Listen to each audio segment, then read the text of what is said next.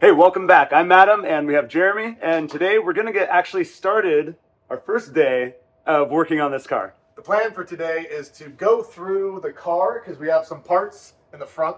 We've also got some parts in the boxes, and we're going to try and organize what we can, and then we're going to start cleaning this thing up once we get everything out of the car. Bonus, we have a special guest who's going to be our advisor on this project who's showing up. What's his name? Dominic Dobson of Dobson Stuttgart in Seattle, Washington. Yes. And now might be a great time for a recap. We went down to California and picked up our 1973 Porsche 911T from my uncle who started this project about 25 years ago. We named this project Project Janice after my aunt, who was gracious enough to allow my uncle to buy this car on her birthday. So, 25 years later, we're here trying to get this car back on the road. Part 2 of this adventure starts right now. All right, we are getting stuff out of the car. Finally! Yep, and we've got my fancy polka dot blanket over there. We're setting stuff on. What do you have there? Looks like a steering wheel, Column cover. column cover, and a headlight. Sweet. All right, we got to get all the rest of the stuff out of the inside, and then we will tackle the frunk. All right, so we dove straight in. We're stripping down the Porsche, clearing out the clutter, and getting down to the nitty-gritty. It's all hands on deck as we organize and store every single piece. This is where the magic begins, folks. Okay, what are you looking at? Found our first coin change in the car, and it's a penny, and it's pretty corroded, and we'll get a closer shot, but I'm pretty sure it's 1973. Oh, yep, that's a 1973. If I ever seen one. Now that we've got everything cleared out of the vehicle, we're giving the interior some serious TLC. After years of sitting, there's all kinds of debris and everything just sitting in there that we need to get vacuumed out and cleaned up. While Adam tackled the passenger side, I tackled the driver's side, and we spent a lot of time going through getting the dash, the carpet, and everything kind of that first initial rundown and clean, and making sure that we kept anything we found and organized it. We're depositing any unknown parts in this neat little separator, and then we'll figure out what they are later on. I found more. Yay! While vacuuming in the rear of the car, we found out that we could take off this rear parcel shelf, as well as these fold-down seats in the back, just to get that little extra bit of cleaning that we wanted. All right, as we're going through getting this interior clean, what's really nice is that, man, look at how nice these seat backs are. See if I don't puncture the bottom of that one. Maybe you can take that. Oh yeah! Oh yeah! We got some parts, eh? Look, little back seats for the little butts. All right, the interior is mostly cleaned out. We've got it vacuumed. We got a bunch of parts sitting over here. We've put some of the boxes up on the shelf. Yes, there's more boxes to go through, but now we've got the frunk to go through. So, Jeremy. Yeah. Hopefully that broom holds. Don't kick it. What are you seeing next? Very careful with that stuff for now. Oh, that's probably what that grate goes on over the hood. Yeah, it looks about the same size. Yeah. Look, we're doing stuff. With all the stuff cleared out of the frunk, we had just enough time to get it all vacuumed and cleaned up before our special guest, Dominic Dobson, showed up to take a look at our special project. A bit of a legend in the world of motorsports and a renowned figure in the automotive industry, Dominic's career in auto racing is nothing short of legendary. From the adrenaline-pumping Indianapolis 500 to the grueling 24 hours of Le Mans, he's competed in the highest levels of the sport. His expertise with Porsche is particularly noteworthy, having driven the iconic Porsche 962 in both 24 Hours of Le Mans and Daytona. But Dominic's passion extends beyond the racetrack. In the collector car realm, he's a true connoisseur, managing an international collection of rare and historic vehicles. His leadership role at America's Car Museum in Tacoma exemplifies his commitment to celebrating and preserving our automotive heritage. Dominic also owns Dobson Stuttgart, a renowned Porsche service and restoration center. The shop's expertise is a pivotal asset in our 911's revival. Now that you know a little bit about Dominic, let's hear from him. Can you share some of your highlights from your career, especially related to Porsche? Sure. Yeah. I mean, Porsche, I'd say the highlight of my career was qualifying for my first Indy 500. Yeah. You know, that had nothing to do with Porsche, but it was about that time I started racing Porsches back in the late 80s. I drove for Well, I started racing Porsche's 944 turbos back in the mid 80s for a guy out of Florida who had a race team, and I got to drive with my teammates were Sterling Moss and Innes Ireland for a handful of races, 24-hour races. And then I got a chance to drive for a guy named Bruce Levin, who had Bayside Racing right here in Redmond, based there, and I drove his Porsche 962s. I got to drive with guys like Hans Stuck and Jochen Moss and just some of the great German drivers of the era. Sure.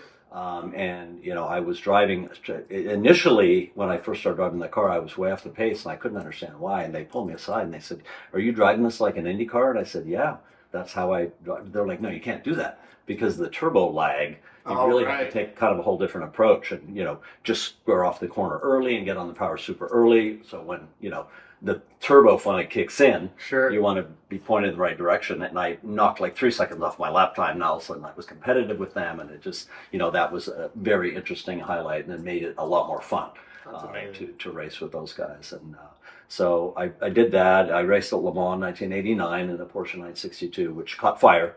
With me in it, managed to get out. Yeah, you can find that on YouTube.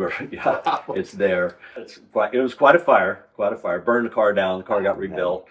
Sat around for years in a garage in England, and a German man bought it and had the whole thing rebuilt, and called me up one day, or actually found me at the Rolex down at Monterey, and he said, "I'd like to put the team back together to drive this car at the Classic Le Mans." Oh, man. And the team was myself, Jean Lacey, the French F1 driver, and for Ferrari, and then a guy named Will Hoy. And I explained to him, I'm like, "Well, Will Hoy passed away. He's not around with us anymore. And I can try and get a hold of Jean Lacey and see." And we finally did. And Jean said, "Yeah, I'm under contract with Ferrari that won't let me drive a Porsche, even in a vintage race." Wow. So I was the last guy left standing. Sure. So I drove it. We drove it this year in June at the Classic Le Mans. What are some of the unique challenges that you see restoring cars like this? Kind of your classic barn find and whatever condition. Well, there are many. One is just, you know, gaining the knowledge, and, you know, it's hard work. It's elbow grease, and it's a thought process. Keeping everything organized, organizing all your parts, making sure you've got everything, making sure you do things once the right way. You know, the old measure twice, cut once kind of thing. Not that you're going to be doing a lot of cutting, but, you know, it's God, I hope not. You cut it twice, it's still too short. I just keep going.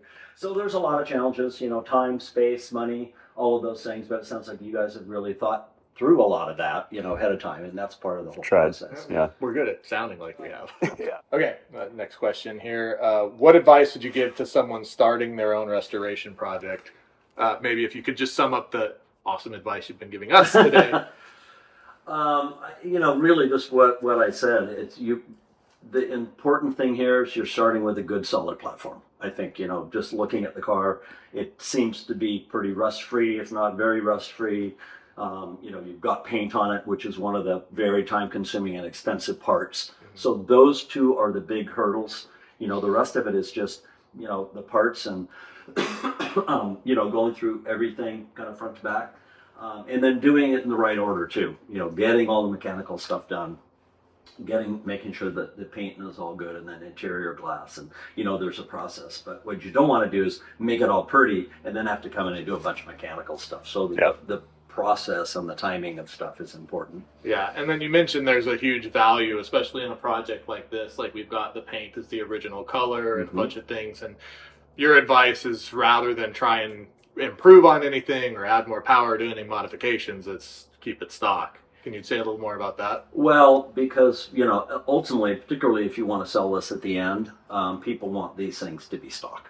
You know, there are a few people who, you know, want to modify them, but then they can do that later on.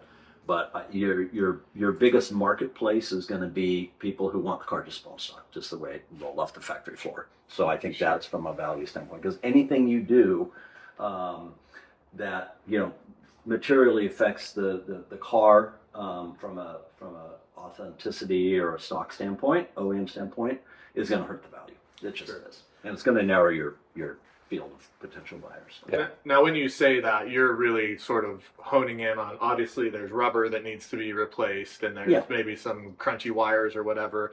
But always take those back to the stock parts if you can, Correct. or at Yeah, least the use factory OEM reproduction. parts whenever you can. And there's going to be some stuff where you're just going to have to buy reproduction parts because they don't make them anymore. Right. You know, I mean, Hopefully, or somebody. hopefully we don't have too many of those. Well, or somebody will say, you know, you'll find somebody has the correct original OEM, you know, what they call new old stock part, and they're going to want 10 times the money as a repop, and it doesn't make any difference. Sure. You know, a brake reservoir or something that's kind of non-material. But the steering wheel that somebody's going to look at and touch every day. Yeah. You want that to be the OEM part. Yeah. You know, things like that. Yeah. Excellent. Great. So how do you see the future of classics restorations evolving? I think we had listened to a podcast where you had an interesting take on potentially integrating EV technology into some of the Porsches and stuff like that. Yeah.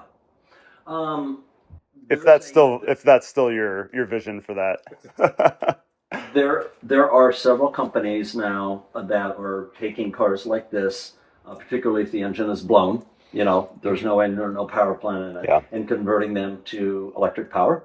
Particularly in Europe, they're doing there's a handful of companies doing that. It's an expensive and time-consuming process to do it right. There's kits you can buy. There's an outfit in LA that you can buy a kit for this thing to put a motor in it and batteries. And you know, it's a project we've been looking at. We're actually building a Porsche now with electric power. Sure. I'm not going to talk too much about it now. But you know, I think there is a market for that. But still, it's never going to be, I think, the same as people wanting to put these back to stock. Right. Sure. And a lot of those are driven by, you know, hey, I blew the motor up and I want to do something different. Right. Kind of thing. Or maybe they have less good bones to work with from the start or something like that. Yeah, exactly. Yeah. Sure. Well, we appreciate it. I think this is a good time to mention Dominic has agreed to work with us as sort of our trusted advisor during the process of this restoration, reassembly project. I don't know. Is it a restoration? It's a restoration. Well, yeah, it's a restoration. I call it a restoration. For sure. Yeah, we were trying to figure out what was the right word. Yeah. Because Yeah. we're not restorers. We can put puzzles back together, though. So, like... Yeah. I mean, if somebody just took the car apart and painted it and all the parts were good and new, it'd be a reassembly. But it's more than that because you're going to take a lot of stuff off of here. You're going to have to replace it, recondition it. That's a restoration. Yeah. Well, thank you so much for your time. We look forward to continuing this project and working with you. And of course, our audience will continue to see you and maybe your shop in the future throughout our series. Well, I'm looking forward to it. It's going to be fun. You guys are going to have a lot of fun. You're going to have some days where it's not fun. And you're going to call and cry on my shoulder a little bit, and that's okay. But we'll help you out to the extent we can with parts and advice, and it's going to be a good time. Looking forward to it. Fantastic. Thank you so much. That was pretty cool. It was really cool. We can't say enough thank you to Dominic for coming out and just taking the time to look at our car and talk with us and give us some history and backstory. What an absolute gem of a human being. We are going to learn a lot from him. I think gather a lot of information is going to be a major help through the process. You know what I'm the most excited about? Like, I'm really excited about the build and the car and everything, but the community that we're stepping into, that we're making between, you know, the experts like my uncle that are helping us with the engine, and you know, Alan, the other guy working on the engine with him, and people like you that are messaging us on Facebook and wherever and giving your input. Out. Yeah, yep, absolutely. I think we're going to tackle the paint on the outside and try to get that all cleaned up.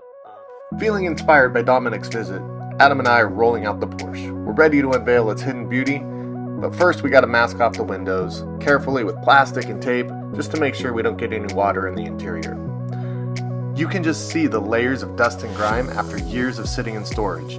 Our goal today is wash this all off and see what the paint condition is like underneath so we can start assessing how we're going to tackle this restoration in the future.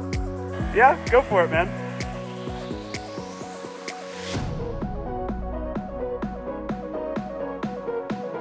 And as we wash away the years of neglect, we're not just cleaning, we're revealing the Porsche's rare and stunning Oxford blue color. It's a moment we've been waiting for a long time, to start to see this thing take shape and see this project that meant so much to so many start to look beautiful again.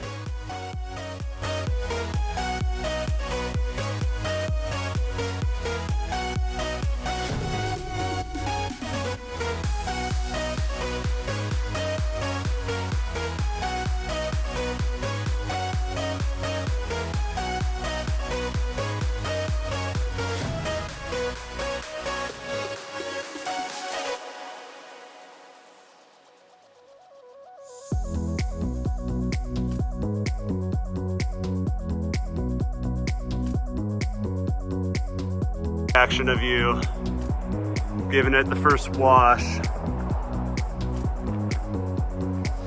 Super exciting stuff. All right, we've got it pushed back in here after a little bit of a struggle. Taking off our masking, and we mostly did a pretty good job. Still sort of dry. A little bit of water on the inside, but we'll get that taken care of right quick. Good job. High five.